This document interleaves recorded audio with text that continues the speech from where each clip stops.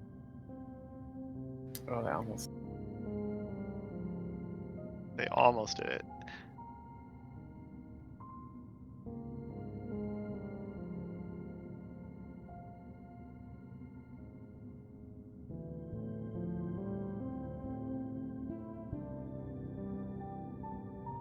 Yeah, they're not. It looks like they're not giving it a good pattern. Why does Starkey paying them? Oh, there we go. That's a good one. Ah! Nice. Yeah, this one is a pain in the butt. Oh, you have to wait for it Yeah. to get up here. Pretty much. So technically, what you can see runners do sometimes is they will go and kind of dance in the middle of the circle because it'll speed up the pathing of them. But in a marathon, especially, it is a lot safer to wait outside the zone and do exactly what just happened to get the chest. Thanks for the GGs. Probably the cleanest one I've ever done.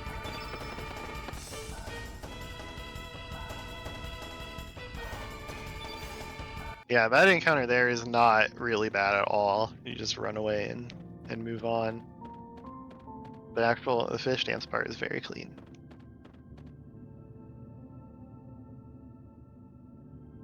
And we did it. Yay!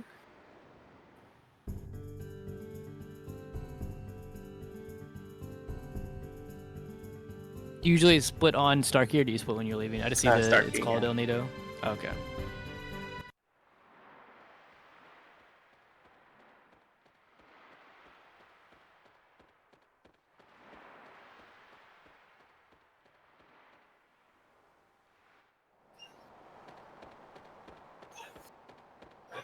Now we get to go meet our favorite little alien. Kind of a random character in the game. Really Look how is. small he is. Look how cute and small he is. And totally not huge. What? I like how he's just like, give me star fragment.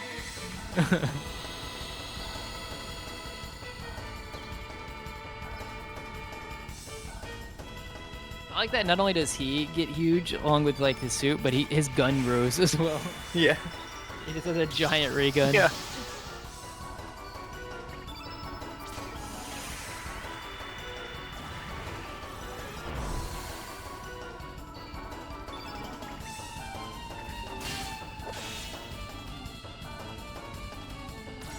The noise it makes.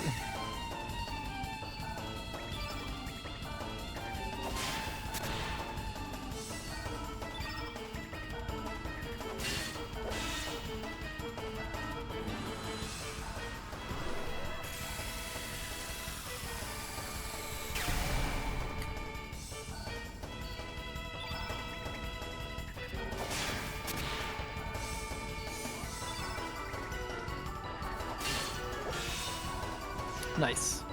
Yeah, Starkey's not really that much of a threat at all. Can just be kind of slow. We Yeah, did so you get the can mini see star his, though. His stuff doing 0 damage in there. Yeah, I know.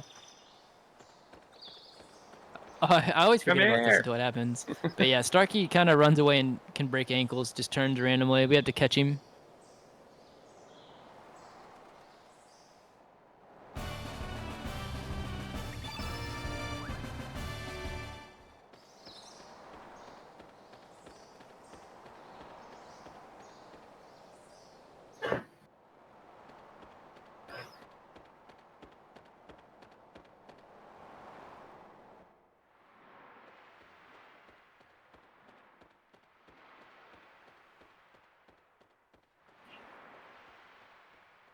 And now we're basically on our way. Our mission is to kind of go get our body back.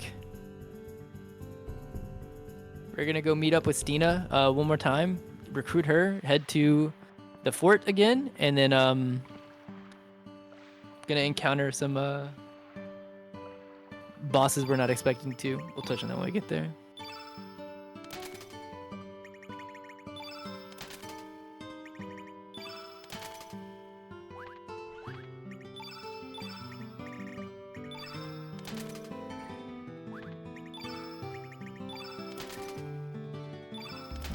Nice, have enough to make both the stone mills. That's good.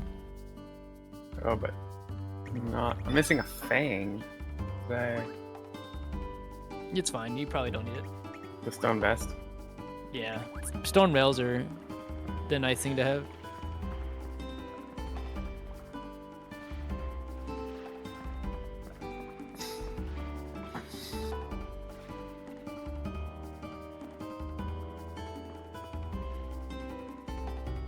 All right, this is the part that would have been really bad if I hadn't noticed that I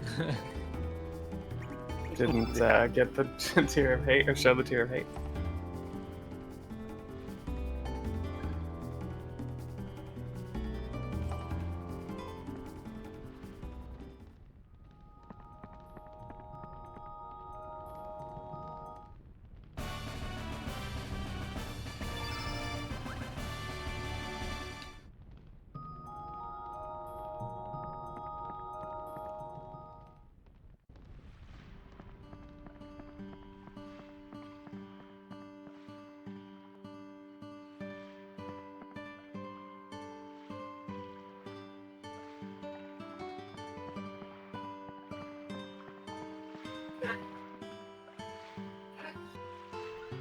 This is my favorite Goldove music out of the two. Oh yeah.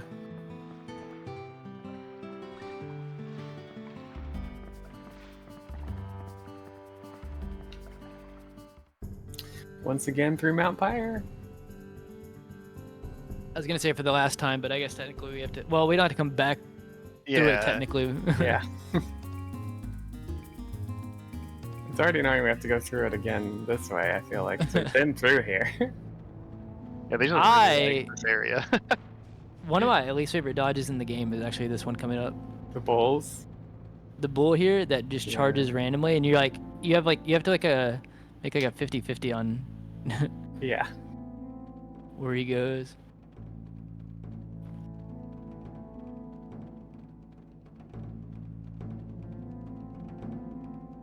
I hate the one at the door. The dog. Yeah. Oh yeah, that one is also bad.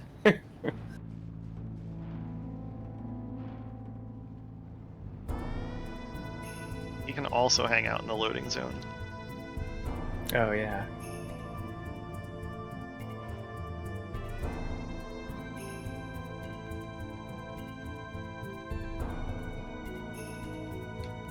Oh, yo. Oh!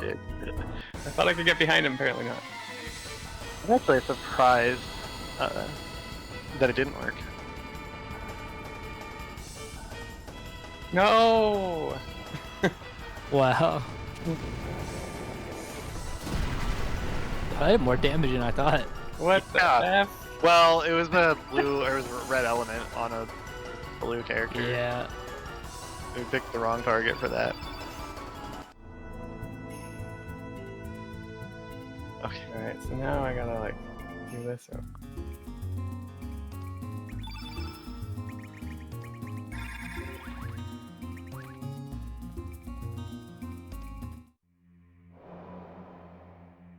If only it was this easy to set up the first time around, you know?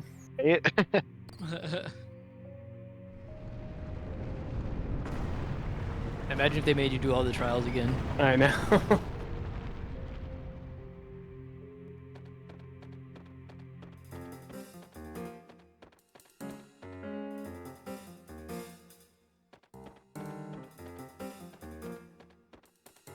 Must have had a really good Dark Surge.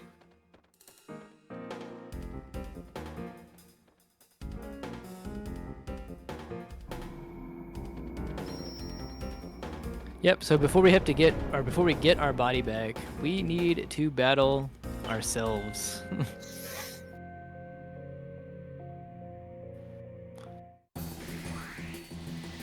I'm not sure what our strength is, but depending on what it is, we could potentially skip feral cats.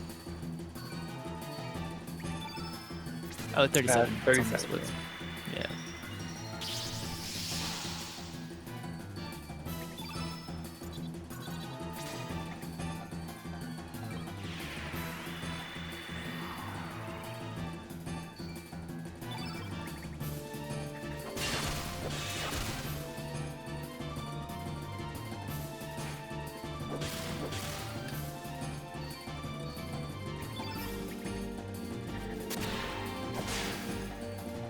don't think this kills.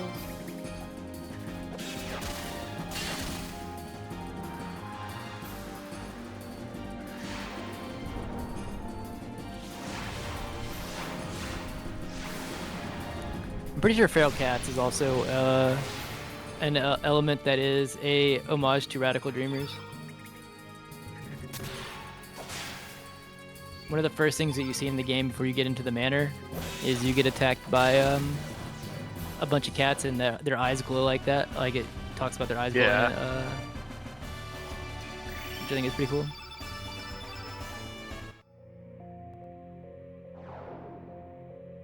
I'll have to play it again if I want to do the series run at some point. It's very short. It's very easy to do as well.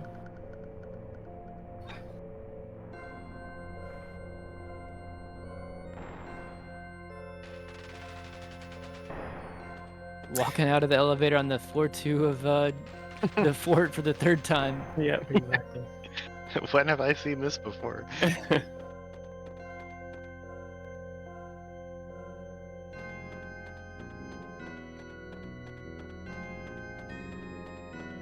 Why didn't we just do this the first time? I know. Right? It's nice. There's a little extra platform there on this one. I'm gonna do a bathroom break again for this part. Okay. Make sure not to do the other rite of passage for Chrono Cross runners. Go back down the elevator. Yeah, I was Yeah. just thinking about that. Yeah, like, don't leave turbo on. I've done it enough times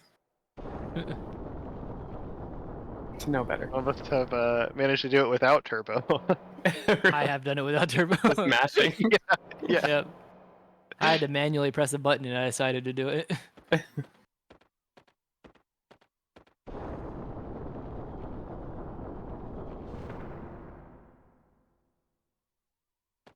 And now we get some exposition. All right, I'll be back.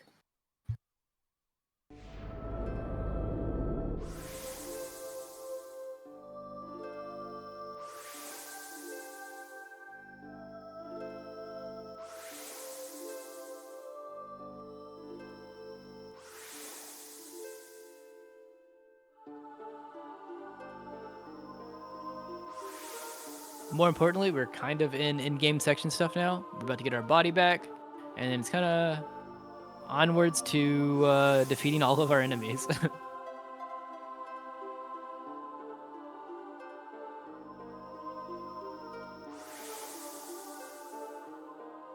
is also basically telling the backstory of Chrono Trigger right here. Yep. Now that you're 3/4 into the game.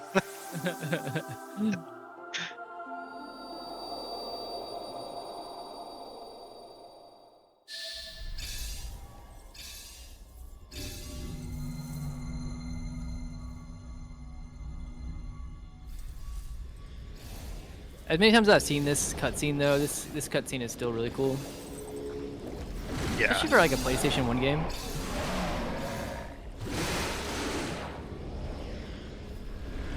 No, they're just pretty ambitious with some of this stuff in this era. Yep.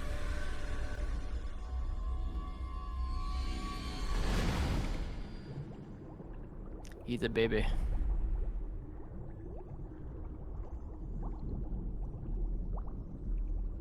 Yeah, also you may not have noticed that water actually is a pretty big theme with everything going on here. In the whole game, really.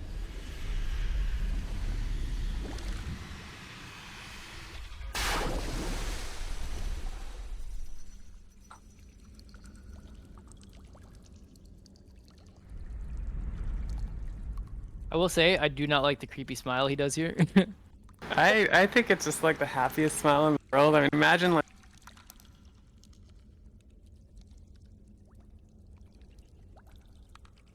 If you're talking, I think it's muted. Oh, did it mute?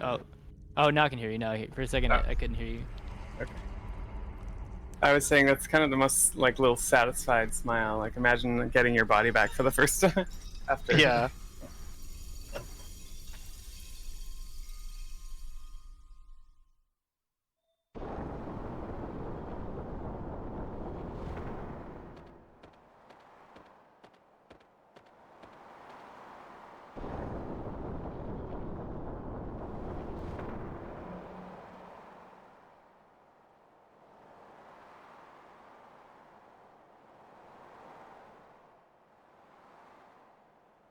It's time for the disc swap, right?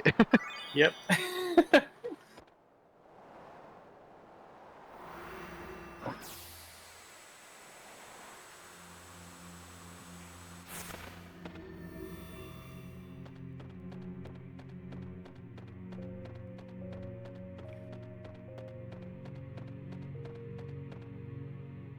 I really do like the area coming up though.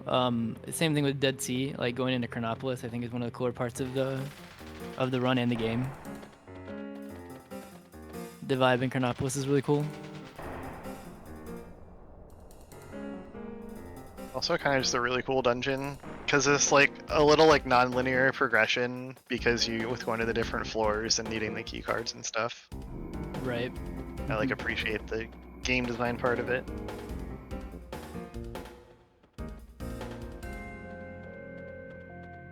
Too bad it ends with Fate RNG. Brutal. Yes. Too bad. Wouldn't be Chrono Cross if it didn't come down to like a big RNG element though.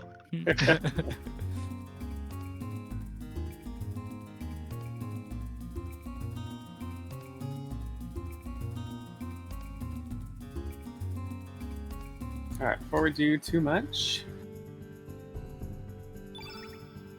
Yeah, this is an important menu. Actually. slightly.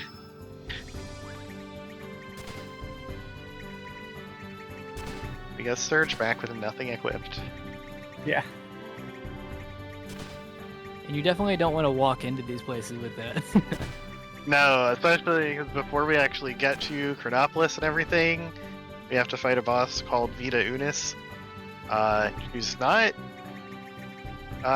someone that you want to like mess around with, really. Yep. I will say, so like I won't go into the full explanation as to why we are going to be doing this fight the way we're going to be doing it, but just know that Vita is a weirdly programmed boss. Yeah, On purpose, not on purpose, I'm not 100% sure, but I'm Well, I guessing think on it's purpose. on purpose because right after this sequence here, we're gonna be visiting like 3 different little like mini islands that surround where Chronopolis is located, and the order in which you visit these actually determines what boss you fight and in what order the phases of that fight will happen. So we're actually doing it in a very specific way, but I think like that's why it's programmed the way that it is, because the phases may be different if you visit these in a different order.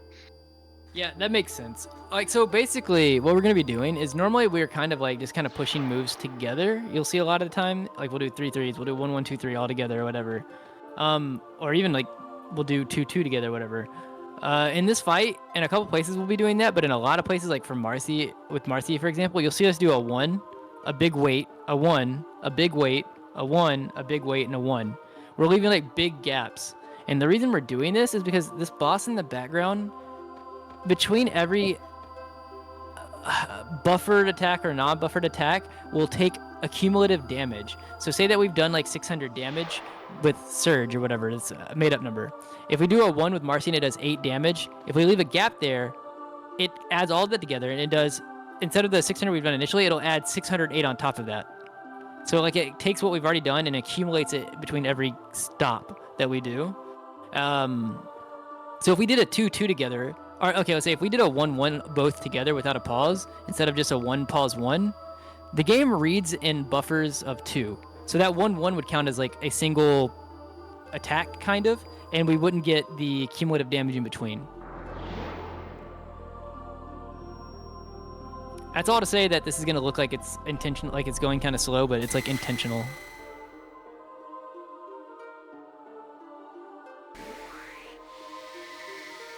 Did you talk about stamina pushing? I forget.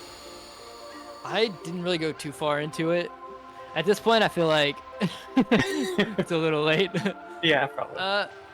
But stam pushing is basically kind of what I was just talking about with the game reading in buffers of 2. So like that 2-2 could not be interrupted. But if you did 2-2-3, the 2-2 couldn't be interrupted, but the 3 would count as separate, even if you pushed it all together. That's why we can actually do 3-3s in places. I said earlier, like you didn't necessarily have to worry about it, but that it works. That is one of those places.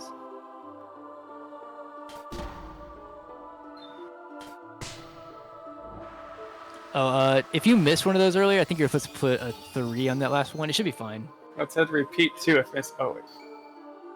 Yeah.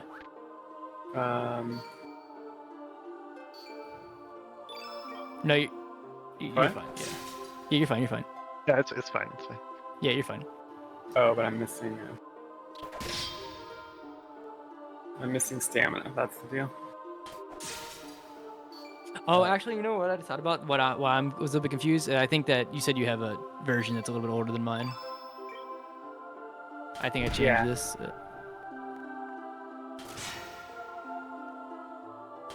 A version of the notes, I should say. I'm sorry.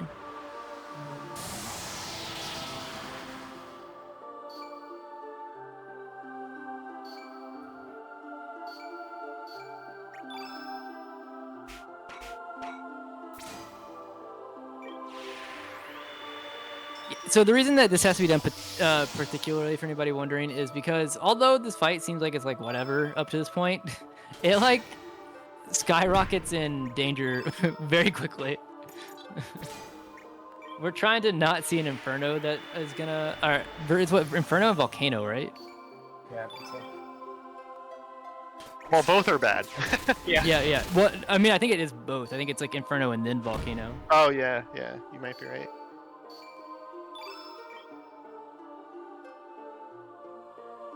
Yeah, AP's all messed up. Right? Yeah, so I think we'll probably see Inferno. Surge, who has the revive right now? Fargo? Oh, he didn't. I don't think he has it yet, does he? No. No. This Surge could die here. Okay. Or okay. Or we just don't worry about it. I think the miss screwed me up at the beginning.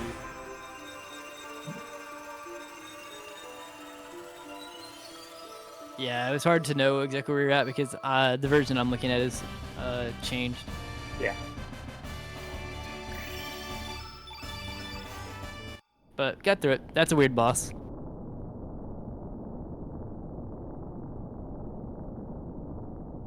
Oh, we can do the Fate backup though. You do have the stats to do it. Or should we on a marathon run? Oops. I mean, you're not really at risk of dying from it, but the risk is that you could have it go badly and have to run and restart the fight. Oh, okay.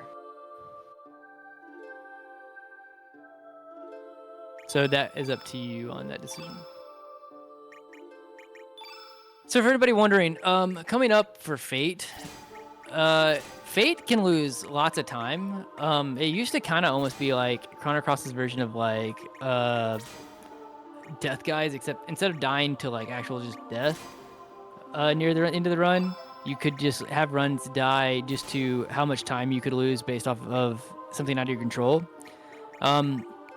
So first off, to kind of touch on a mechanic that's going to come into play, Magnify and Diminish apply to the whole field for the entire fight.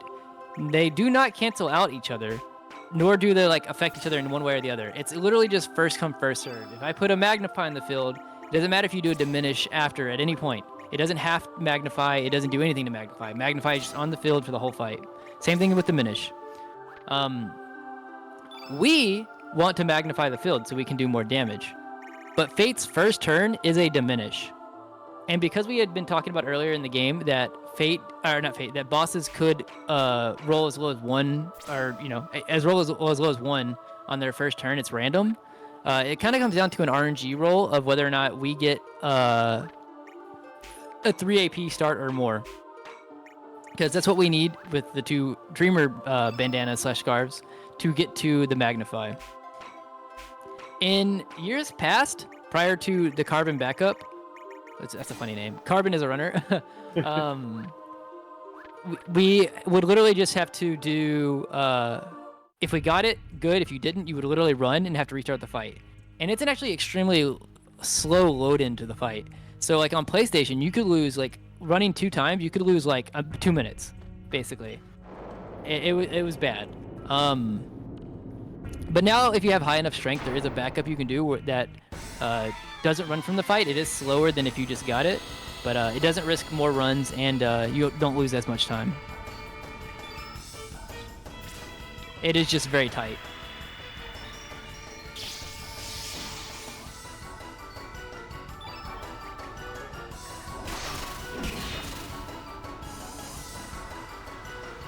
Big 10 fist on. Nice heal loop. Also, we didn't mention it, but from Vita, we actually got a really cool element. That's why we do it in that order. We got dropped this Vigora. And funnily enough, Vigora is so broken, especially if you know how to use it.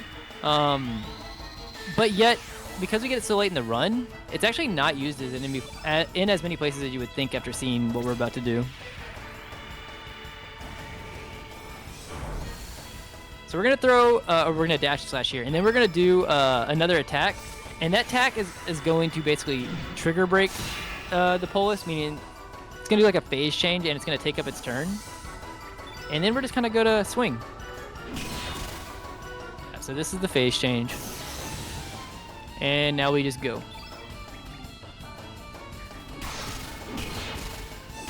Easy. Nice. It's nice when it goes well. Yeah.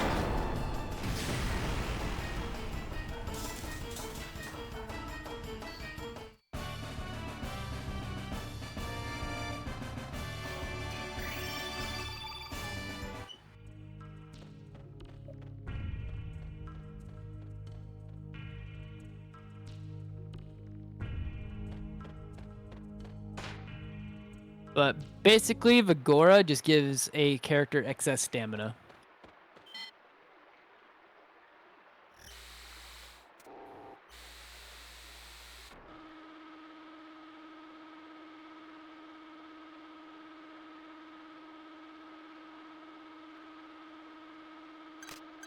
Also, I did mention that this place is really cool. I will say that this is probably, as well as the Sage split, the easiest split to kind of get lost in the run on, or kind of do something out of order. Because there's a bunch of like, go here, go to this floor, do this thing, go to this left door on this floor, like back and forth. So, it's definitely a part of the run that runners try to pay attention in, because you don't want to end up going into the wrong floor and then have to take the elevator back up or down.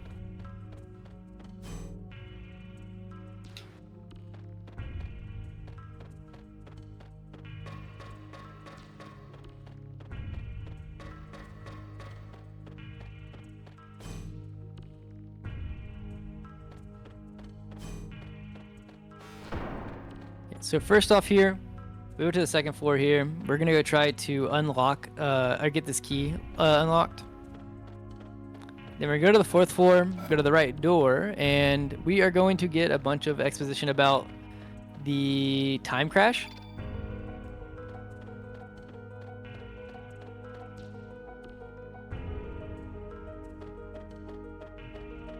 Yeah, this section is really cool. Check one nights. Yeah, futuristic.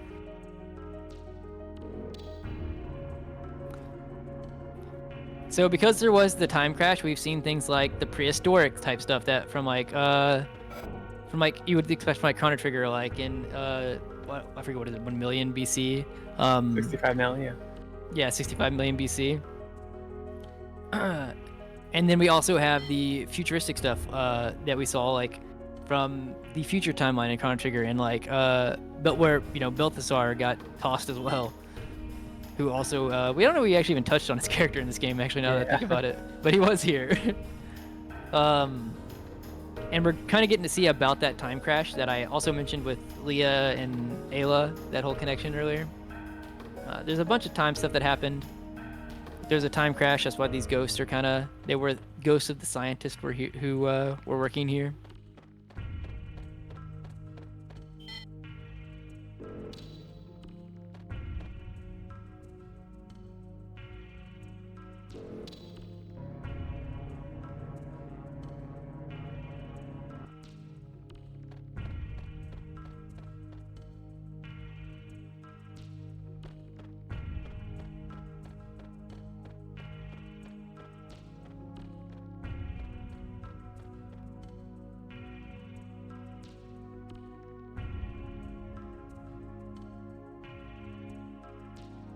Now, my least favorite part. Oh, the runaways. Yeah. Yeah. It's easy for it to kind of go incorrect. So coming up, we're about to go try to get to a chest. And in that chest, there's a key item that we do need. But there's an enemy that's blocking the way. Normally, what we try to do is, because of the way that the enemy turns whenever we run past it, it's actually, instead of fighting, it's faster to run into him, run away, run into him, or run past him, run away. And then with some very specific movement, you can get to the chest, open it, and leave without having to do any more fights. If your movement's a little bit off, it will end up meaning that you have to do 2 runaways on the way out, and it's very easy to accidentally do, but we're gonna see if we can get it in 2. No promises. I kind of think it's a little bit easier on the PS1 version, but it's all because of the controller, I think, more than anything. Yeah. Normally what I do after this one right here is I immediately leaving, I hold down on the D-pad till I'm facing the wall, so I know that I'm all the way against it, and then go left. And then tap up once while holding circle. Oh, yeah, you have to walk whenever you do it. But it's fine, because that just means that you'll fight this one, and you'll probably get one more on the way out. I mean, not fight, sorry, you'll run. Yeah, my bad. Bad phrasing. One more. Yeah. And be fine.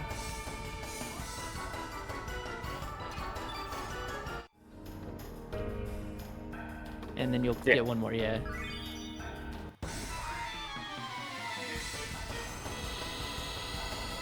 Only have to fight these in all characters, right? Yeah. Yes. If you haven't got the doppelgangs that you need yet. It is technically prototype save points, by the way. It is technically potentially optimally faster to fight that if you're at very high strength and it's only 1 and you haven't ran away yet, like on the first run, I think. I wondered about that because when I did fight him in all characters, it was like, oh, this isn't that bad. Yeah, it can be faster, but you're hoping that you get a good AP roll as well. Because otherwise, if he attacks you and you fight it, then it's kind of like either even at best or potentially slower.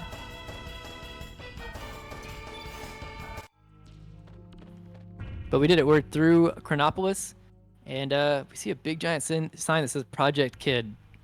Yeah. Weird. Kind of a little bit much to go into all of the details of the story about like all the info that's about to get dropped, but this area is really cool, and we are about to actually run into all of the fate stuff that we had talked about earlier. So what we're hoping to see on the fate fight, you'll know it's a good outcome at the start of the fight if when we do 1-1, fate doesn't go, assuming that we also hit. We want to get to level 4, use Magnify before fate takes their first turn.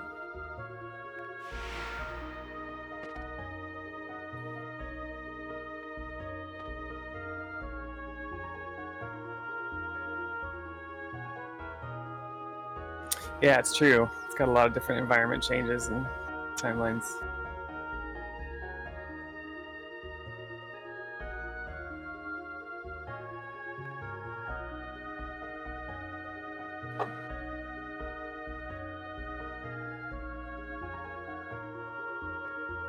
I really love the song. Like, the song actually comes from Radical Dreamers as well.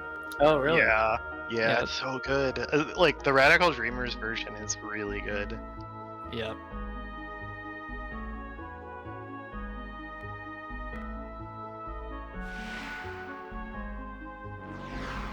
The Board Queen. And now we cross our fingers and our toes.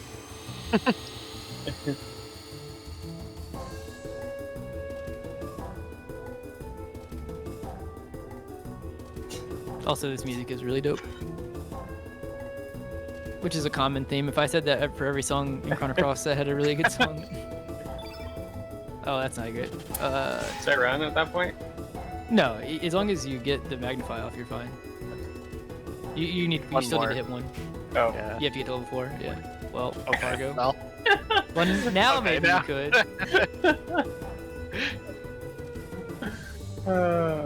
The unfortunate part is the AP roll was good, but then Chrono Cross happened. Jeez. Is that 2 or 3 misses? At least 2. Yeah. Yep.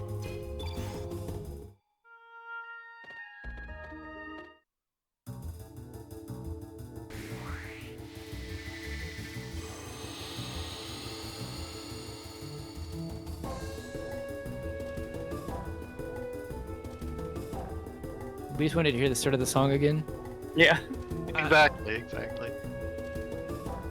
Plus the cool camera flyby. Okay. Nice. We're in business. Oh, I just realized, by the way, if you do want to do the backup, the Diminish wants to go on level 6, not level 4. Oh, okay. It doesn't matter right now, but I just want to let you know for future. That's fine. Oh, okay, so just as a heads up, it will be a little bit weird because of getting all of those off. What that'll mean, instead of the 1, 1, 2, 3 that you'll do at the end of this turn, it'll be a 1 pause, like 2, 3 or something. Oh. It's good because you got the damage and it was a good AP roll, but it just means that the stamina is a little bit weird.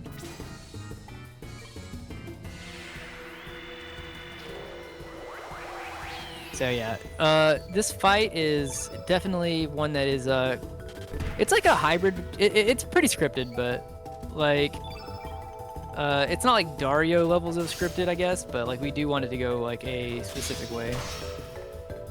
Basically using all the stamina is the main thing. Yep. Yep. Just make sure that when you're watching here, I think after you do Marcy's turn black, you might have to do an extra attack or so to because she's gonna sink further. She didn't get a full Steven because we didn't have the stamina to refresh her, so you'll be fine. I just want to make sure that you have someone alive and has stamina. Yeah, you should be fine.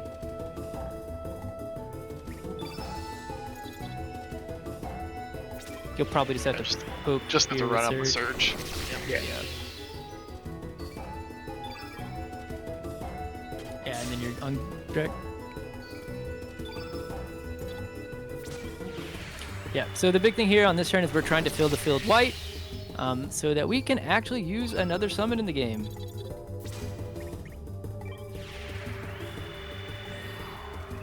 Alright, and that's 1/1 Saints, right?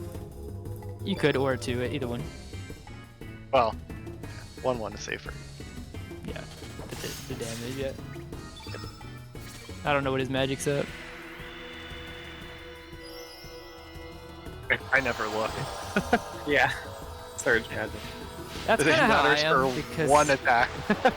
Yeah, as I'm saying, it's kind of like, and what am I going to do about it? Right. Yeah. Are you gonna skip using Saints? You don't want the heal? But, Wow. Crit. yeah, because I was we're, Oh, we're, okay. Cool. Yeah, because of high strength as well, right? Yeah.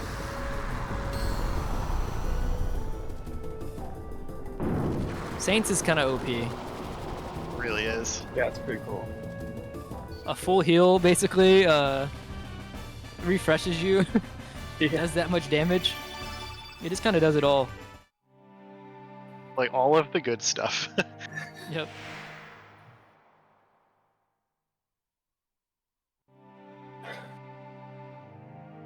Alright, be right back.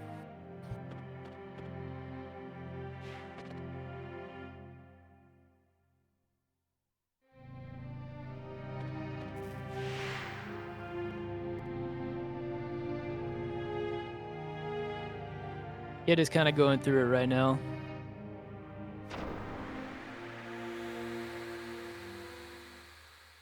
I don't feel bad for her. We need like a be nice to kid route one day. Yeah. So for if anybody's really kind of paid attention to what was going on in the run earlier, last time we kind of talked about Kid. So Kid got kind of yoinked by Evil Surge, Lynx, and then we saw on the Dario split that she was kind of working with him or whatever. It's because, like, without going into too much of it, the pendant that she wears kind of, anytime she gets into like major danger, will like kind of reverse time a bit, but she also kind of doesn't remember a lot of things like from right before then. So when she woke up, she was effectively brainwashed and was helping who she thought was her ally, Surge. and she kind of has just kind of came out of that, and is not happy about it. She's kind of going through it right now because we just vanquished Fate and Lynx, the whole party. We didn't even really touch on the fact that Fate is Prometheus, our part Prometheus, or Robo.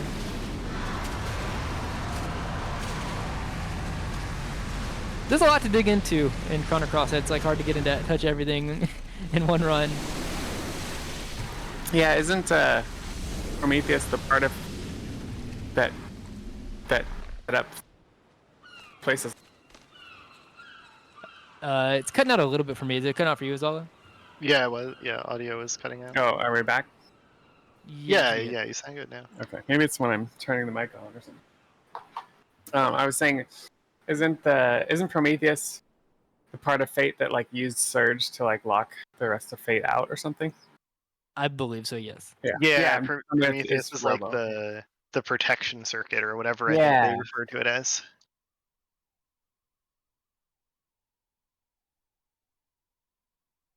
That's the whole motivation for Fate trying to have Lynx get Surge, because the whole thing that Fate wanted to do is get rid of it.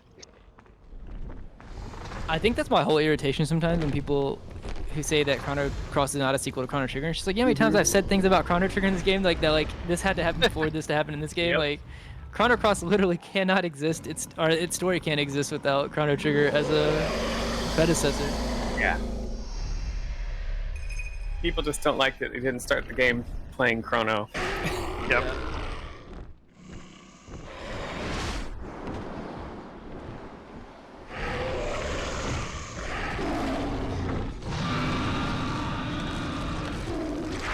Yep, exactly.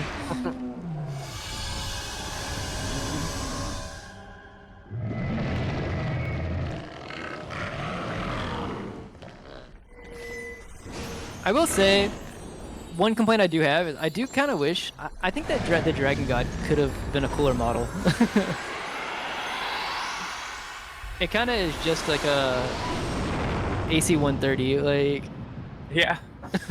It's just like this thing with wings and no other. Yeah. Okay, what is the silver thing in its mouth? I'm assuming just kind of a laser. I'm not really sure. I never understood. Someone said it was like one of the tiers. I was like, no, it's not that. Or it's not the I don't Chrono think so. Cross either. So Yeah. Yeah. I'm pretty sure it's just a design choice of, I think. If it's something else other than that, then that's a part of the story that I missed as well. Damn. And then Harley says deuces.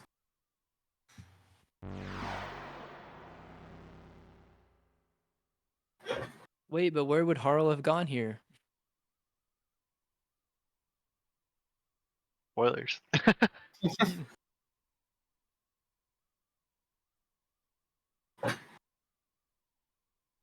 Yeah, and here we get a discussion of like we said, Kid was kind of going through it there, and Kid kind of passed out after all of it, and everybody's kind of worried about her. She's kind of in a deep coma here. Unfortunately, as per usual in the speedrun, we don't kind of care about that. We're ignoring it. We're going to the end dungeon. Let's go. Yep. I think I saw Glenn at 38. That's pretty good.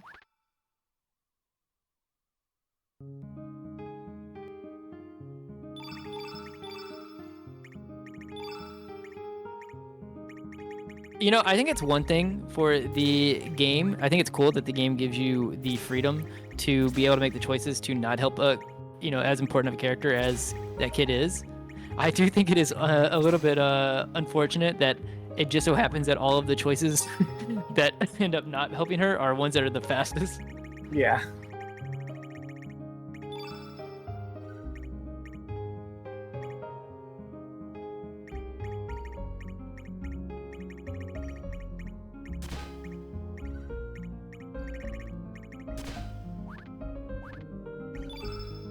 All right, and I don't think we got a donation for the Einlands or.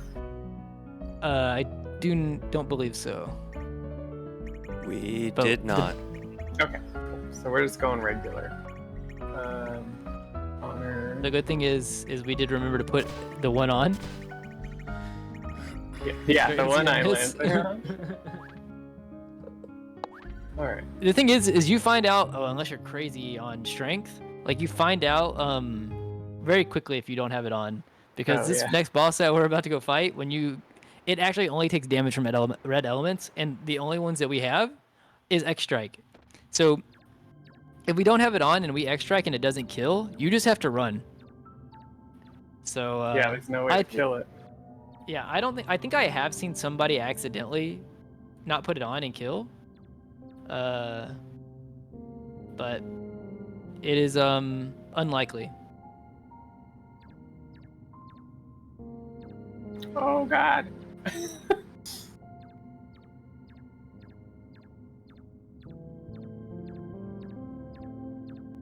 Okay, remember, Surge is not in front. Yes. Oh man. I've done that before. Yeah, I think that's another one that everyone's done at some point.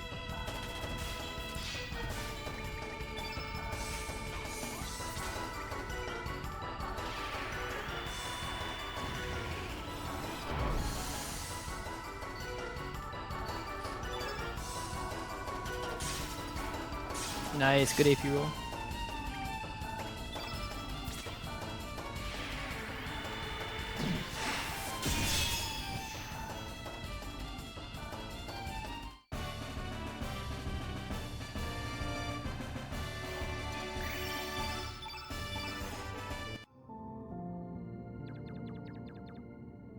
And now onwards to the final dungeon.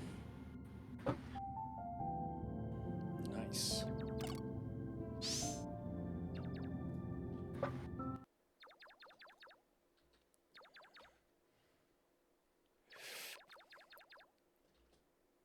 Do you think the entire dev team was on substances in here?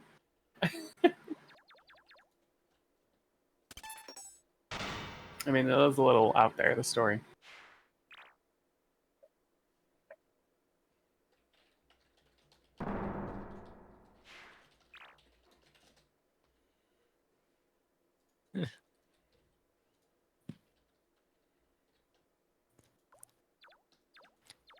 You know, I completely forgot that we put Starkey in our party whenever I said that we'd only switch one person in and out. Starkey's in our party for all of one fight and then a cutscene, basically. And he doesn't do anything. Yeah.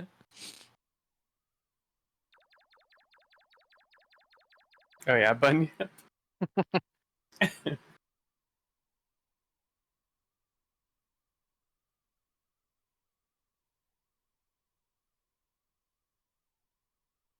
Bunyip was definitely a bad trip, I think. Yeah.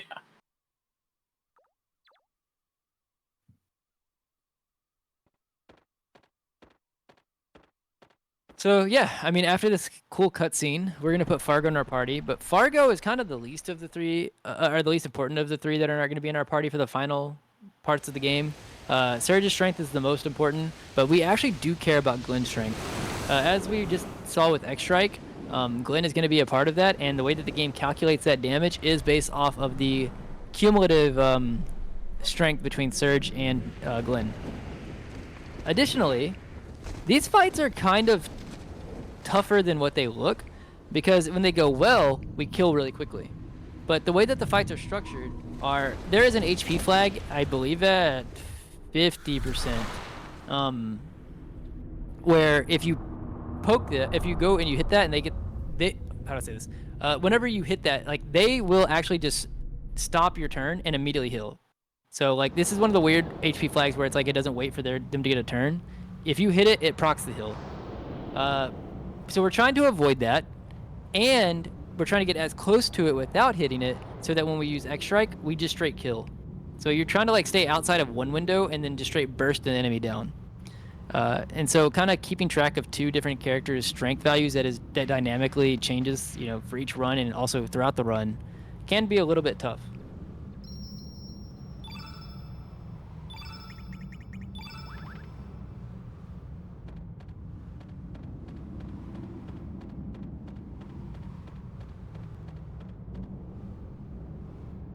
And it's not like the hills are that big of a deal. They're just kind of slow. Yeah. Animation time plus more HP to churn through.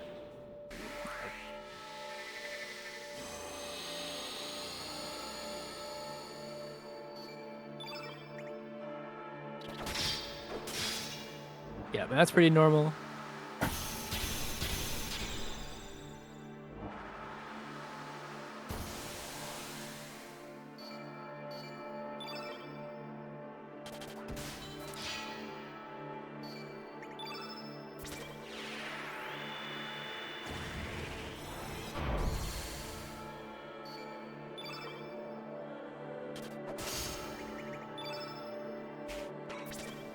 Let's see. Curious if you needed the 1 as well. Okay, no, if it killed. Okay.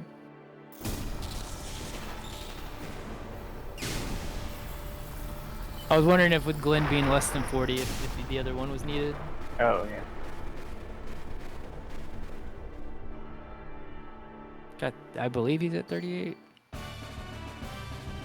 39? Yeah, 39. Oh, 39. 41 Oh, now. you got a +2, so All right, Glenn is strong. Also, so I kind of mentioned it earlier, besides Fish Dance and the sewers, that this was a split late in the game that is one of the hardest dodging sections of the entire run. I found, well, I got reminded of that very recently. But yeah, so we have a whole section here of like just purely dodging. Some rooms harder than others. it's a bit exacerbated by the fact that like it is the last part of the game, so not every run is gonna make it this far, so it doesn't tend to be something that gets practiced as much. Correct, yeah.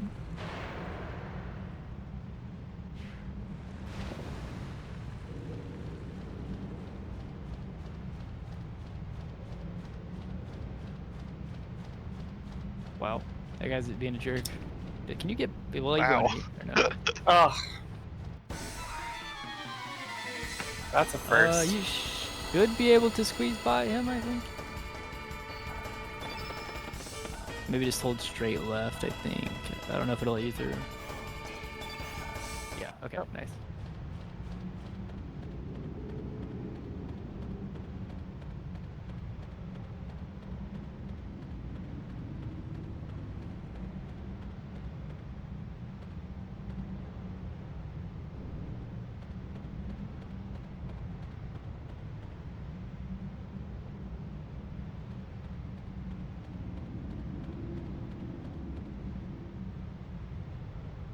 These rooms can be a bit weird to like navigate through. This room also has like a pretty weird / funny thing that can happen on PlayStation. They removed it on RDE, but I'm surprised. I'll talk about it whenever we go to do the thing. Yeah, so when we get on this bridge here, you're gonna see us hop, like we hop off of it, and you see this enemy that's kind of coming down the way right there. In the PlayStation version, even though you should be on different layers, like foreground to background, if you cross that enemy's path as you're getting forced to hop down, it will it'll trigger the encounter. Oh, I had that happen on RDE actually. Really? Wait, on RDE? I had that happen once.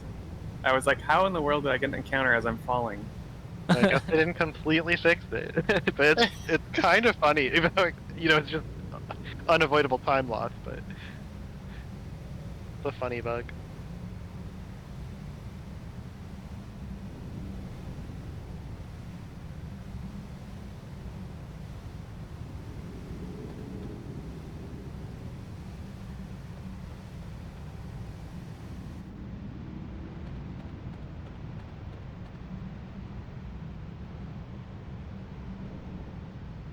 I think it was on fast forward though when I did. Oh. I don't know how I did that, but I'll take it. Yeah, we take those.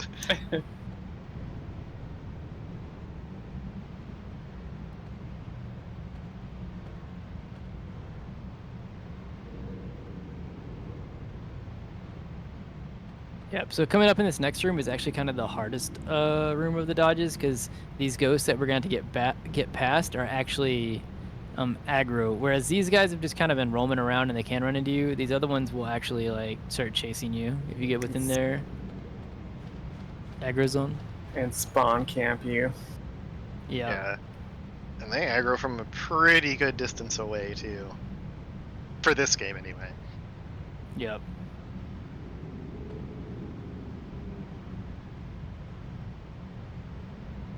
Come on, dude. Oh, I was hoping he's gonna go the other way. Why go back that way? Okay.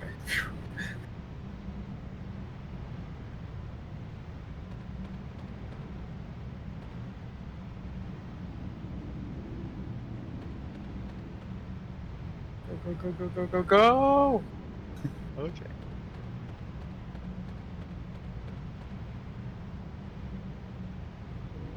This is the worst part because you can have both of them aggroed for you, but it looks like you got away Yeah, pretty they're pretty clean. nice. Yeah, it's not bad. Oof.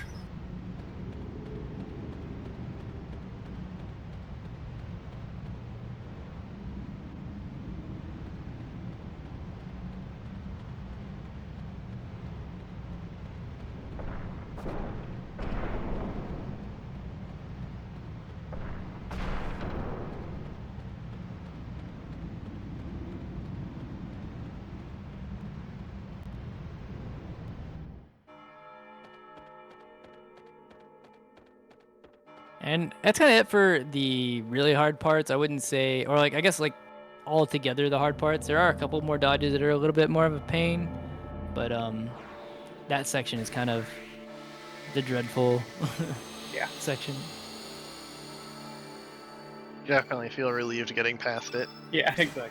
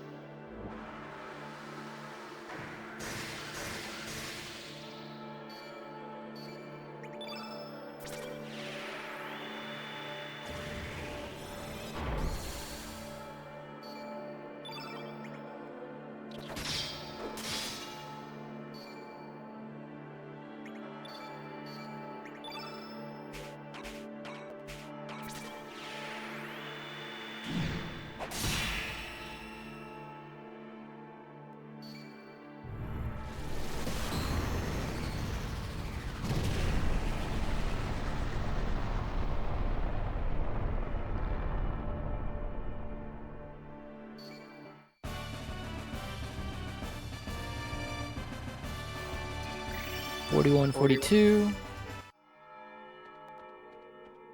So, kind of the magic number that we're looking for is by Dragon God. I would like to be at 44. 43 is fine. Honestly, 41 is also fine. It's just a little bit slower, but 44 is kind of the smooth sailing number. I got to 48 once. That was amazing. Yeah, you love to see that. I was really hoping to hit 50, but I've not seen that.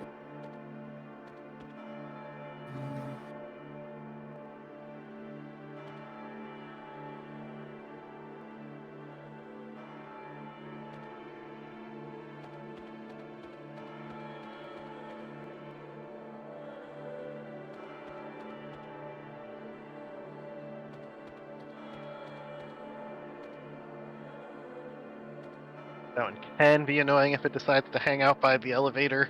Yeah. Or not the Yeah. elevator, the ladder. What am I talking about? I mean, you're gonna hit by that? Oh. Yeah. I was gonna say what are ladders, but mechanical elevators.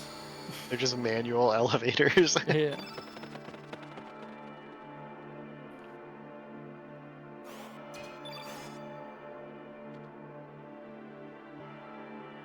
Ooh, that's close.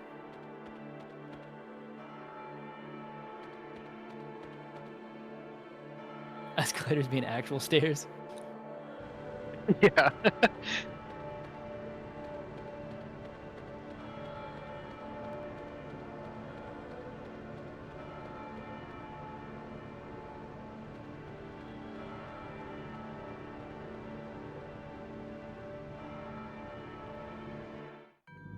where we interrupt the boss rush to bring you your regularly scheduled floor dump.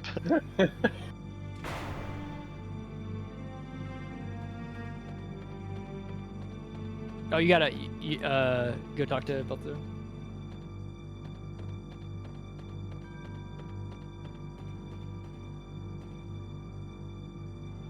I always forget I can't just hold left here.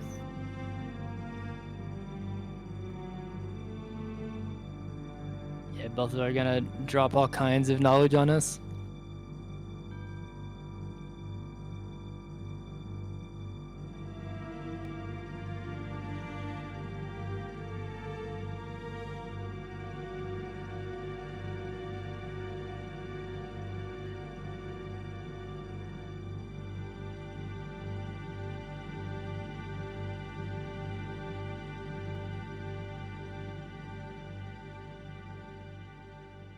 I think something that's funny that if I remember correctly, that I read in an interview was that the director of the game had to be talked into putting Balthazar here to give this war dump because initially he was like, it should be apparent. I shouldn't have to say it. Oh my god.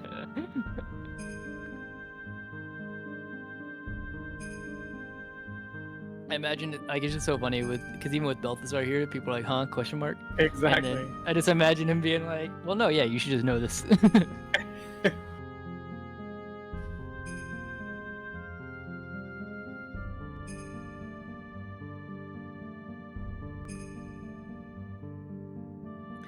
I guess from Terra Tower forming and all kinds of things, you're supposed to. I mean, I guess technically you could like spend some time to really put the pieces together and kind of. But Balthazar kind of comes out and says, "Hey, here's what's gone on."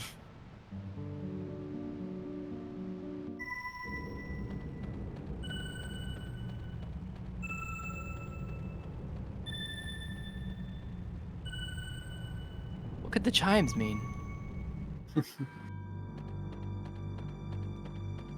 So here we could potentially get info scope skip. Not within our control, completely an RNG roll. We need Animator to roll a 5 or higher on the AP for the start. If that happens and we hit everything, we'll proc the heal instead of the first turn being info scope. Yeah, didn't get it. That's normal. So we'll see 3 of these.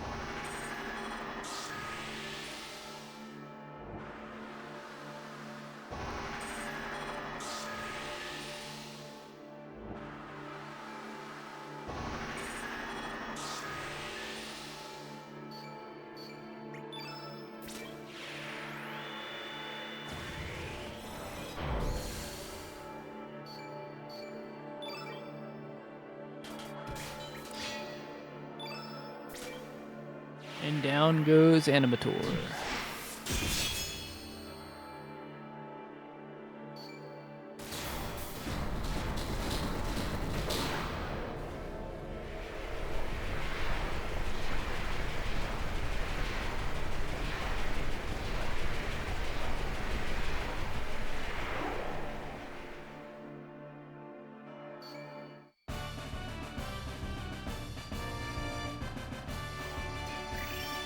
Still 41, 42. So 1, 2, 3. Yeah, if you got the next 3, you'd be at 44.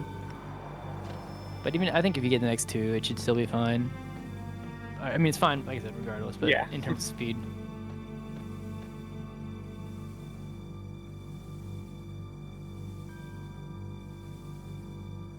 We're down to like the last 4 real bosses, last 5 in the game actually. We have like 5 more fights.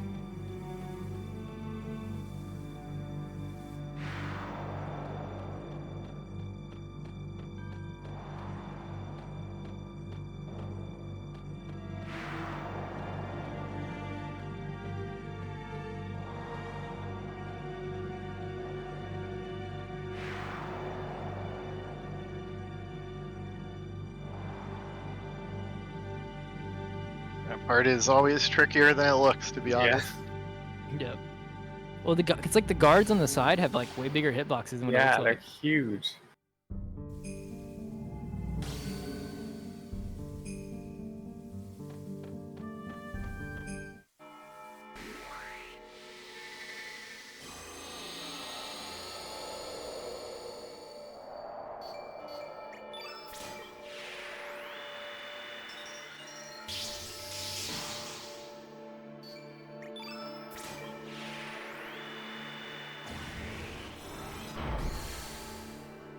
Okay, nice.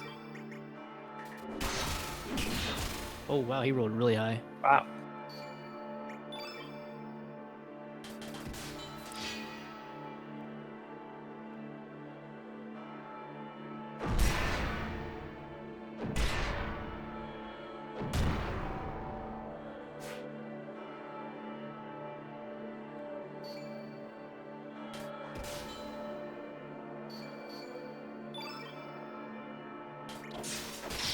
And it should be the end of Luxator.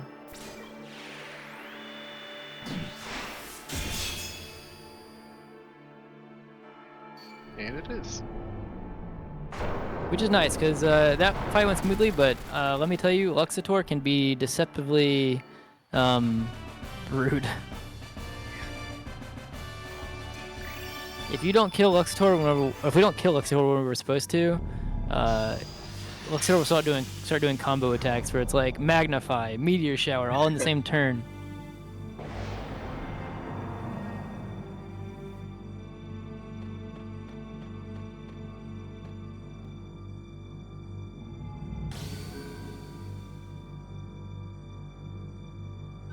Whereas Gravitor is kind of a pushover. Like, it can be slow if he does Omega Black on Surge or whatever, but because Surge is the opposite color innate, he kind of goes down pretty easy.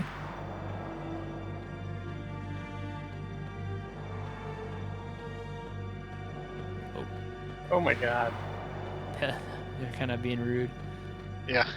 Those two enemies were like kind of conspiring to trap you there.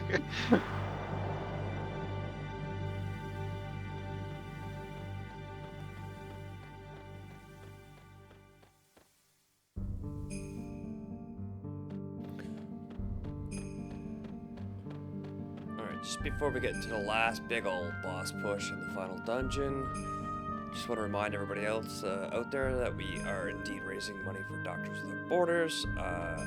Jerry Condra has already gotten quite a few donations from her past run, and she's got more runs coming up, so don't forget those incentives. Her Tilify is pinned in the comment section, so make sure you check it out and make your impression on her run.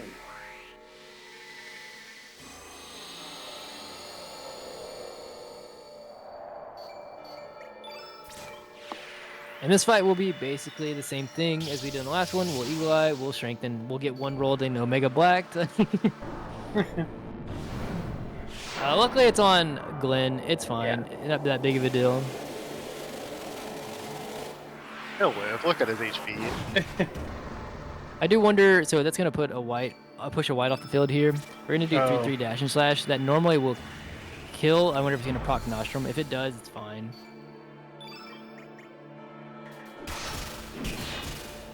We will see. I have a feeling it might, but that's pretty high actually. Maybe. Okay, still did it.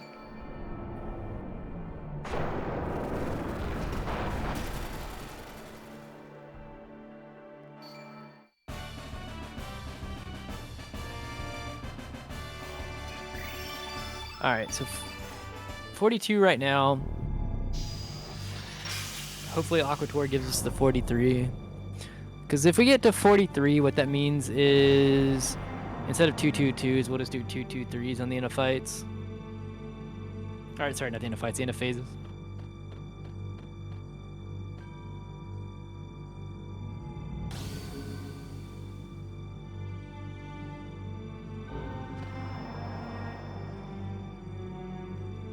We got 42, right? Currently, yes.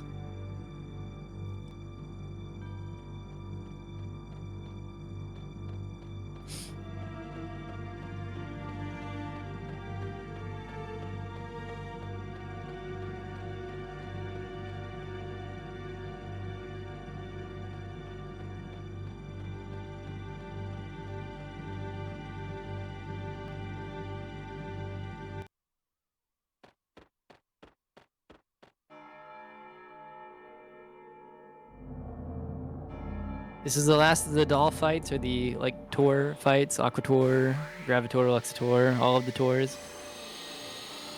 And then it'll be on to, well, we'll see when we get there. Oh, got the full 2/2/2.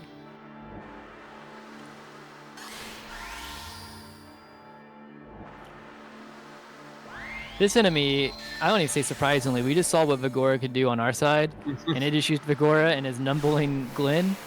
If you, for some reason, didn't kill on this turn, that character, if you're not defended, is probably toast. We'll beat the hell out of him.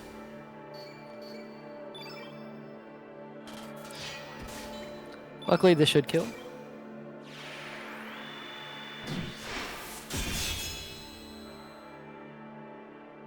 And it does. So now we are coming up on, so technically there are 2 more fights in the game, but Dragon God is kind of realistically the last fight of the game. The Time Devour is basically an auto-scroller, a victory lap. Nice, we hit 43. 43.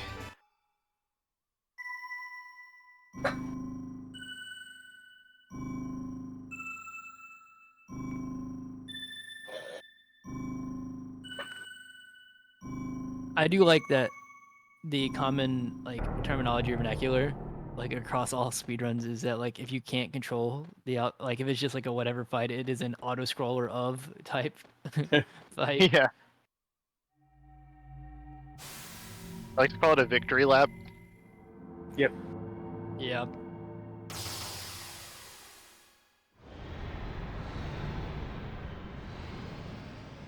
Yeah, so coming up with the Dragon God, what you're going to see is each phase has its own HP pool that we are going to try to deplete. And we are going through 7 whole phases for the Dragon God, each one of them being a different innate color, starting with white, yellow, then red, green, blue, black, and then back to white. There is a little bit of a weird mechanic with the Dragon God. It happens in a couple other places that we haven't really needed to mention, but I guess it's kind of a good way to talk about why the fight is structured the way it is this is a fight that we can't just 3-3 at the end of turns to push the Dragon God to the next phase. If we do a 3-3, for example, and say that it does enough damage to phase change the boss, it won't change because you did it with a stamina push, which is those buffered attacks that we were mentioning earlier. It has to be an unbuffered attack, meaning we have to do a 3, pause 3, or if we did a 2-2-3 because the buffer reads in 2s, it would be 2-2, then 3.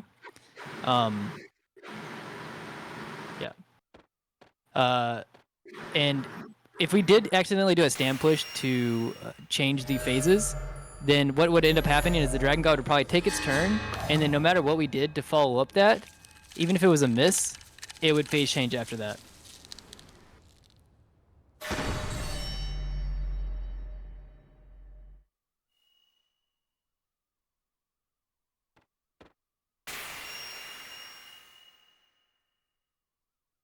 Also, Chrono Trigger reference is the fact that the frozen flame is supposed to be a piece of Lavos.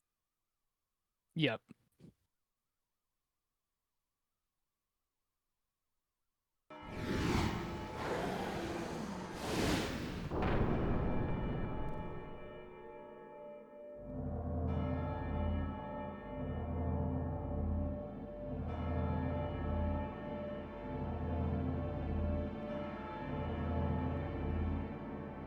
Alright, but we get some killer music for this. Yeah, this music is so good. For one of the best tracks, although I know that's probably been said like 20 times.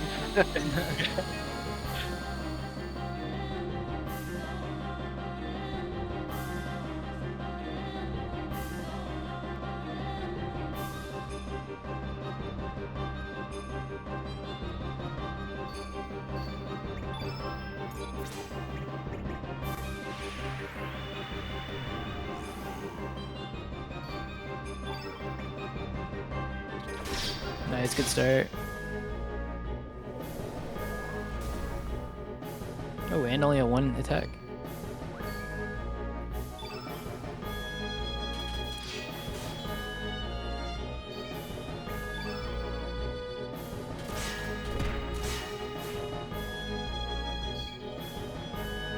You might need that Fargo attack. You need to get a level 4, I think.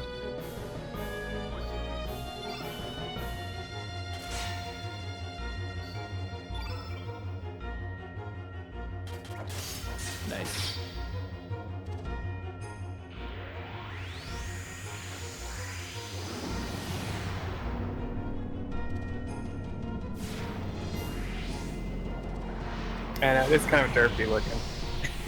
Yeah.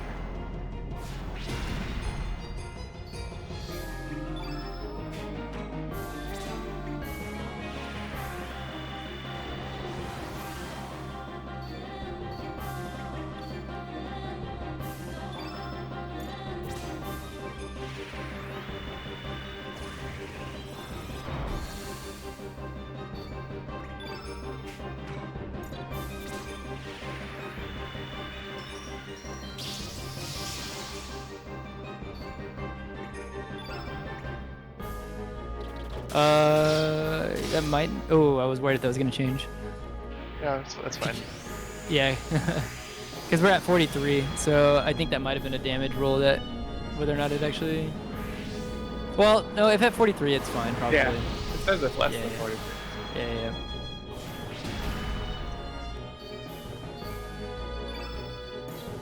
That actually makes this phase safer as well. Not safer, but you might not see the elements now. If you come in here with 0 stamina because you had to do a 2-2-3 on the phase before this, then AP wise it can kind of not work out to where you can get perfectly AP rolled and the Dragon God can take its turn.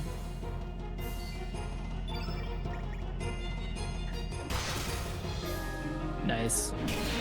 Ta-da.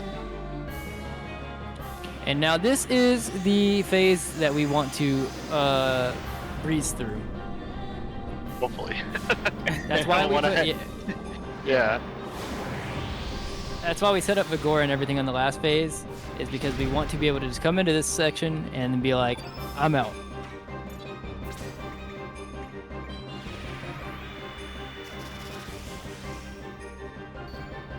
We do not want to hang out here. It's, I think, the most dangerous phase. Oh yeah, 100%. You can get tornadoed, you can get Omega Greened, and Omega Green can just straight up kill somebody, and if it kills Fargo, then Fargo's out because he has your revive. It can just... Yeah. You do not want to be here.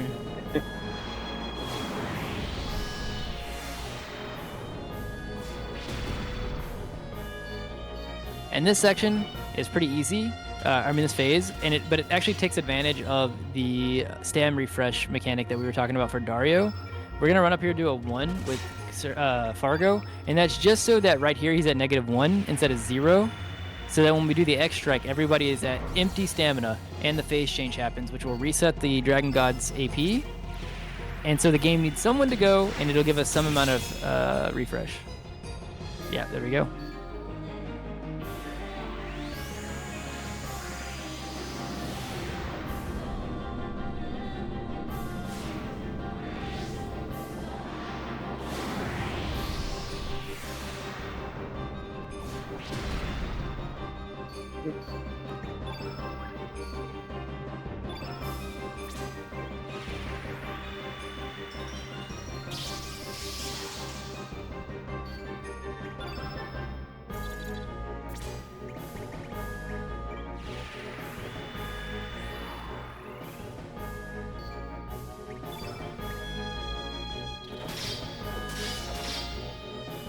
Nice, and on to the last phase.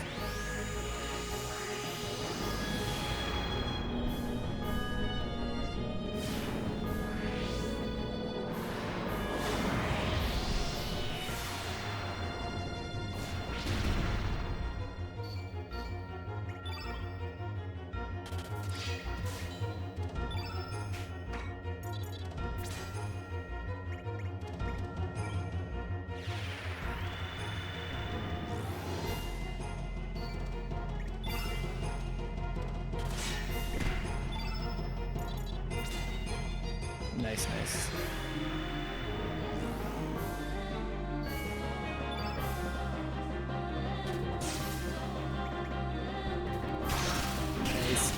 That Not should be real it. GG. Yeah, not real GG, but basically GG. Pretty close, yeah.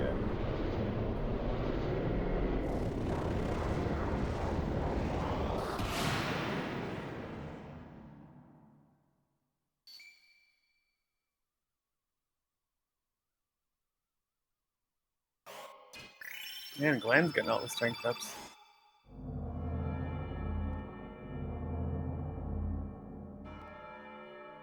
Thanks for the GGs. What did Glenn end at? I missed it. 45. Oh, He yeah, got another was 2 up.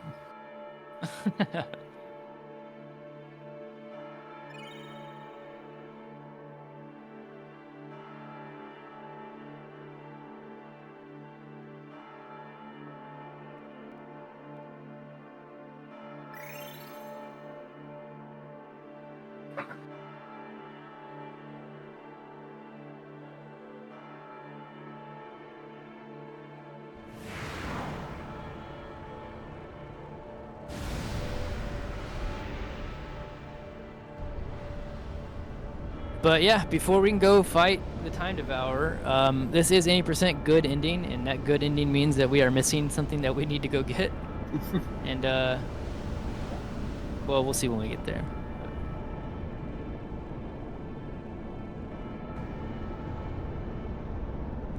First, we have to see the Terra Tower evolve into its true form. For some reason.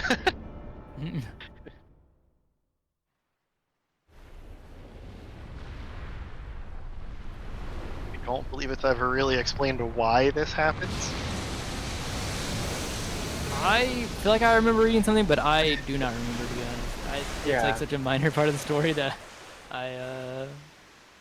there's so much at this point that I probably eventually need to replay the game casually.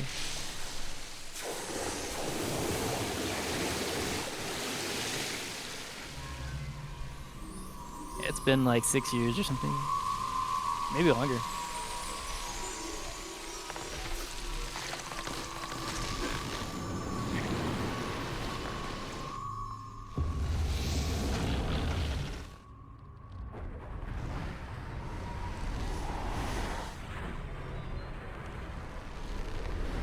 Yeah, exactly. Yeah, exactly.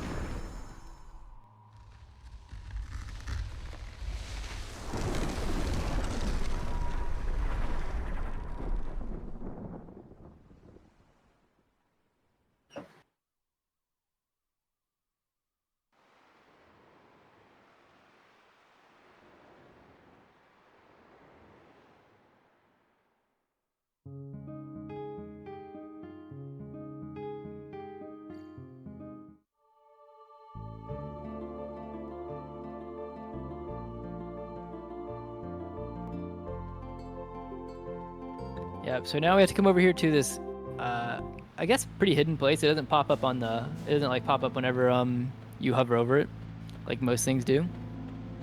Come in here. We need to actually use the tiers that we do have. We've collected.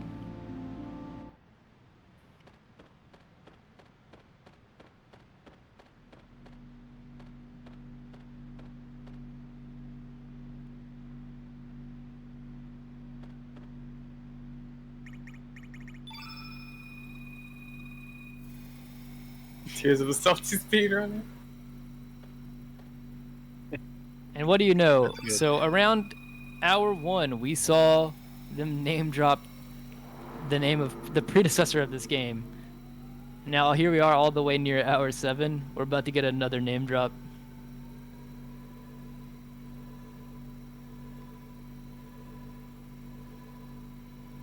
Just need to make a split just called Chrono Cross that I split right here. Yeah. No, you should remember to equip it first. Yeah, exactly. Actually, yeah, only split whenever you've equipped it. Yeah, exactly.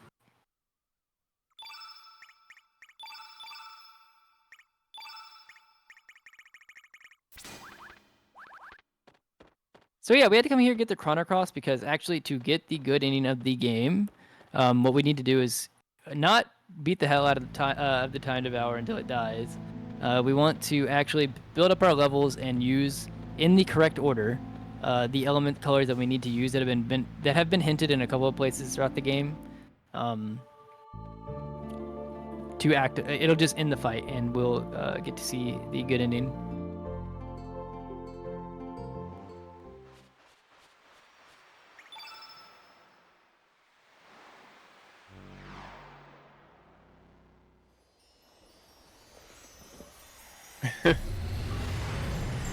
Oh, you can skip this. You can skip this? Yep.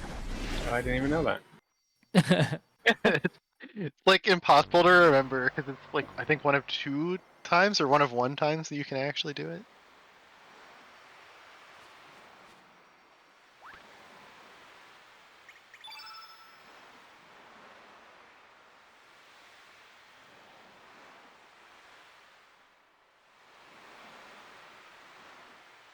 And here we go.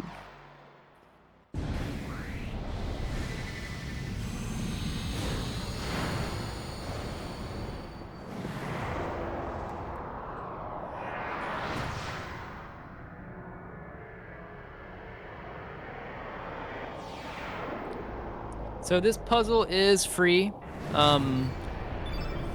especially with like what we know about the speed run. Yeah, and because we got both of those, we should be golden. We build the levels up where we need to, and then we're gonna pass our turn until the first time to our turn, and then of course it chose a slow one. One last middle finger before you end the run. Yeah. Just had to make sure you remembered it's Chrono Cross. Yeah. It actually does not matter what elements that we're doing here, it just matters that we get the colors in the correct order. Yep.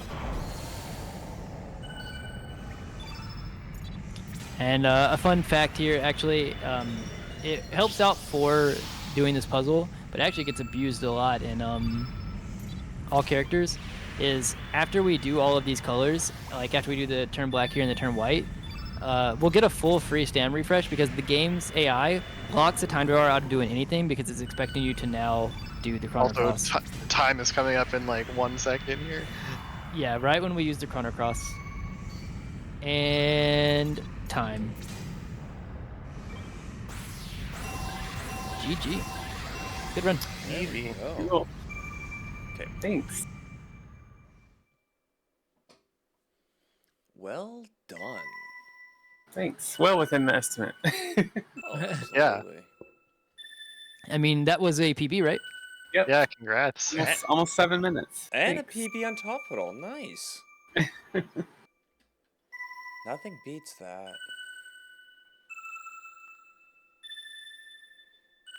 Thanks for all the GGs, y'all. Why have we always got to beat up little children? We just Well, freed. we're rescuing. Yeah, we freed her. Saved her.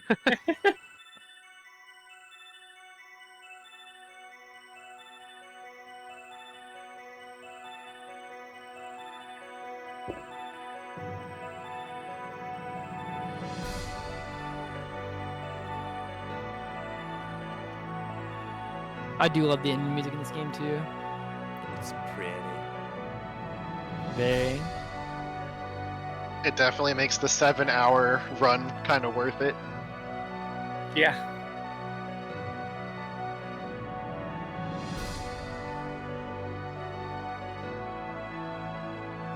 And then, of course, there's more good music after.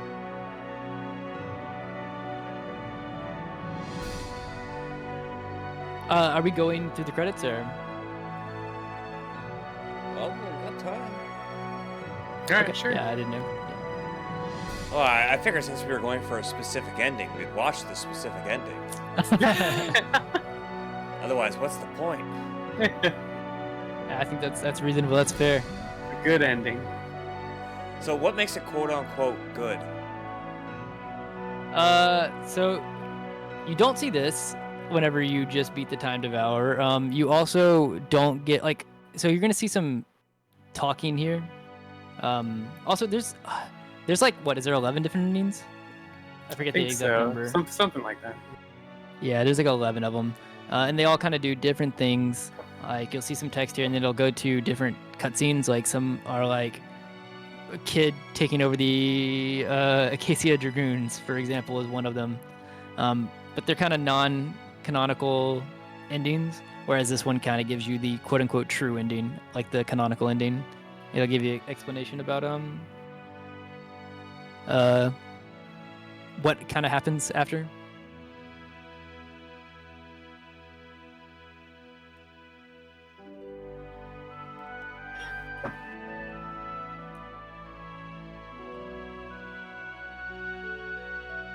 basically like all the characters saying bye. Yep.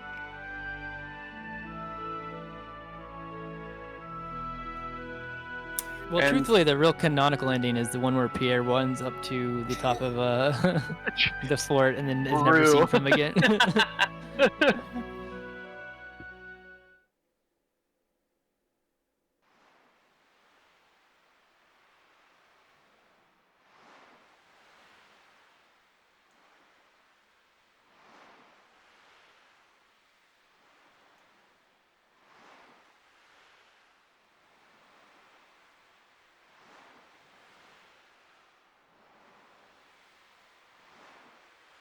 It was all just a bad dream. No.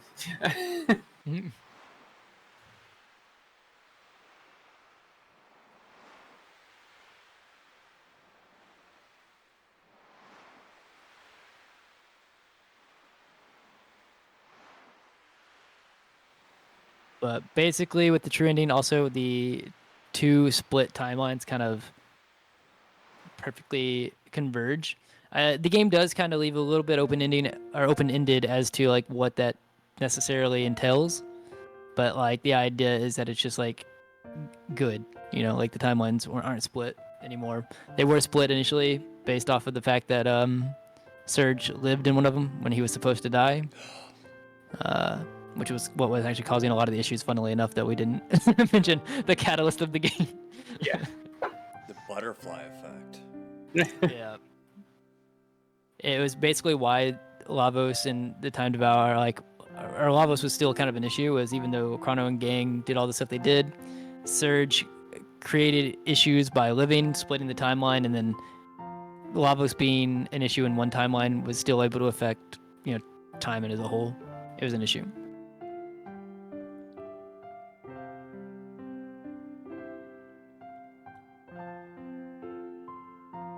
And then we find out here that Kid was a clone of Shala. So no wonder she Again, couldn't not at afford a all. name. What's that mean? What's that? So no wonder she couldn't afford a name. She's just a clone. Again, not at Yeah, all kind of. connected to Chrono Trigger. Yeah, not at all. Yeah, not a sequel. It's just a spin-off. Yeah, at best, a spiritual successor.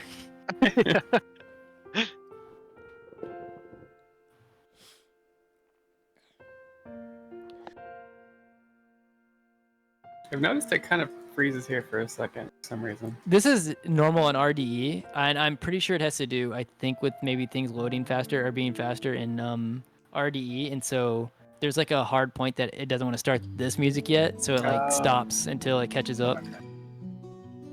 That's my explanation for it, I think. Gotcha.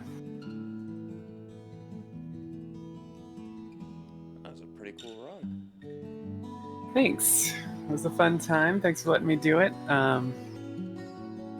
Thanks, Handi and Azala, for coming and commentating for me. Yeah, no problem. Of course, yeah. Very thorough. I enjoyed it. It actually got to understand a lot of it, even though we were speeding through everything. Couldn't repeat any of it, but it is what it is. There's a test later. Oh, crap. Yep. I'm gonna make you test on the battle mechanics. I'm gonna drop you in front of Taurusoid. You have to figure it out. Yeah, exactly. Good luck. Crap baskets. Oh, absolutely. Thank you very, very much, Jerry Contra, for the run. Absolutely. The commentators, of course, you did a great job. Just a reminder to everybody, Jerry Contra will be rejoining us next weekend for a CT, all endings or Chrono Trigger. That's not at all related to this game at all. But you'll get to see all the endings in that game, and that is a significant run. I believe it's, 10, 11 hours? Yeah, about 10 hours. So we got incentives for that as well. As you guys know, we are running, again, raising funds for Doctors Without Borders. So far, we have raised an astounding $3,230. We smashed our original goal of 3,000, and I know we have such an odd number up there as a goal, but that is actually, over all the events that the Chocobo Knights have raised, will actually meet the 10,000 grand total.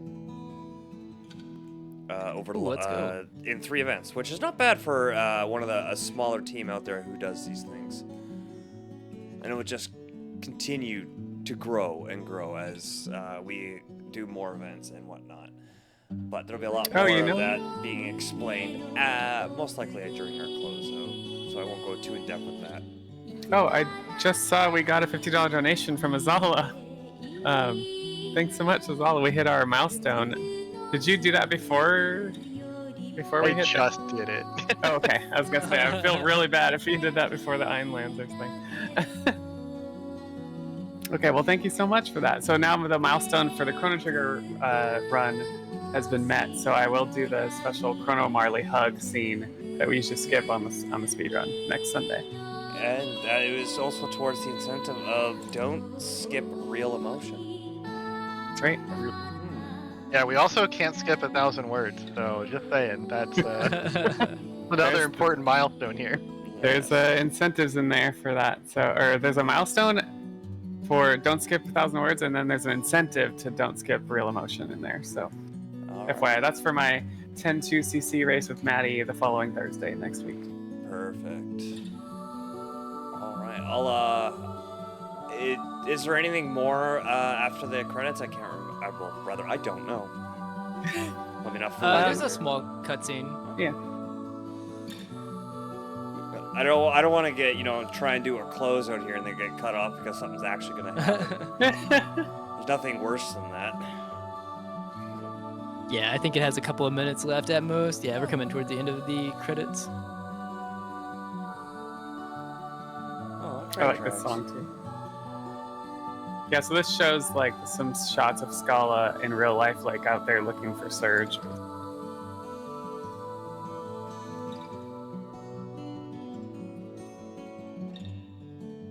This is actually, I'm trying to think if there's anything, like in terms of ending music to a RPG, this is one of my favorites.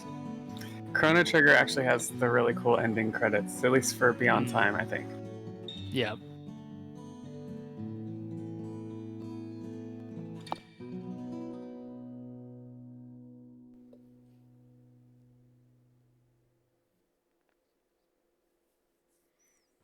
Oh, and I should say, Dragon Quest XI, when you do the true ending, it does this credit scene where it goes through every Dragon Quest game, shows parts. Oh, that's pretty cool, actually. Okay, whoa, what's with the real life here? Yeah, so this is Kid Scala in real life, like looking for Surge. Surge, yeah. And...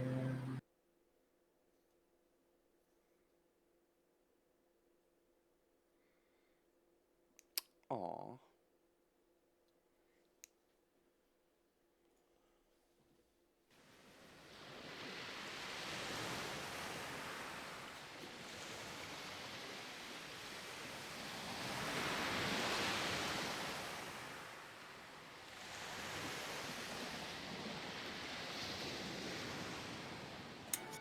All right, I think that's it. All right, then. Well, again, thank you very, very much, Sherikandra, for putting this on for us. We will see you next Sunday for your next run. I'll be hosting that, I believe, as well. Cool. Somehow I keep hitting myself in with these really long runs. That's fine. I'll let you, of course, say your closeout words. Thank your commentators and everybody else once again. Yeah, once again, thanks for having me. Thanks for the donations, y'all. And yeah, huge thanks to Handi and Azala helping me out here. It's a lot easier to like do a run like this when I don't have to sit here and try to comment. You're gonna miss so much if I'm trying to commentate and run. Oh, for so sure. huge appreciation for y'all. So yeah, definitely follow Handi, Super Handi on Twitch, and then Azala. Oh, I don't remember if you're streaming anymore, and or what your hand. It's AKA_Zala, and I probably will at some point. Cool. Yeah, definitely give them a follow if you want to see some cool Chrono Cross stuff. Handi also has been the one updating the notes basically for Chrono Cross speedrun. So definitely check that out. Join the Chrono Trigger Chrono Cross Discord. You can find it on speedrun.com, I believe, if you want to learn how to speedrun this game. And that's it. Thanks for having us out. And apparently Azala, something about the Legend of the River King, you know? Just Yeah, I've heard about this game. Apparently you made a promise to Nostra? I don't know. All right. I'm gonna send us over to the transition screen where you can check up our upcoming runs and find somebody to raid. Thanks again, everybody.